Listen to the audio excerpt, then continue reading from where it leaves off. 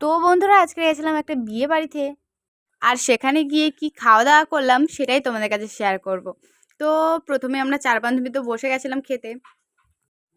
প্রথমে দিয়েছিল চানা মশলা আর নানপুরি, সেটা তো খেতে খুবই সুন্দর ছিল।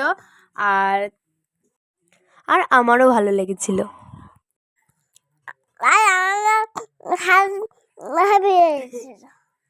তো তারপর আমরা 4 জনে গল্প করতে করতে খাচ্ছিলাম। আর যেহেতু অনেক দিন সবার সাথে দেখা হয়নি, তো আমরা তো খুবই এনজয় করে খাচ্ছিলাম। তারপরে আমরা যেহেতু ফার্স্ট ব্যাচে খেতে বসেছি, তো প্রথমে দিয়েছিল সাদা ভাত আর ডালমুড়ি। আর সেটা লেবু দিয়ে চেপকে খেতে তো খুবই সুন্দর লেগেছিল। আর তোদের কেমন লেগেছিল? Heavy heavy. তো আমরা খাচ্ছি এখন। তারপরে মানে ডাল খাওয়া শেষ হতে না হতে তো দিয়ে দিয়েছিল একটা ফুলকপি, আলু আর চিংড়ির তরকারি।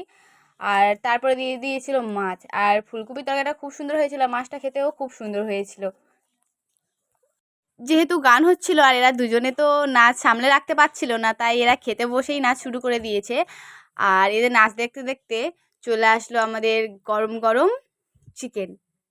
তো চিকেনটা কেমন খেতে হয়েছিল বল? অসাধারণ, খুব সুন্দর।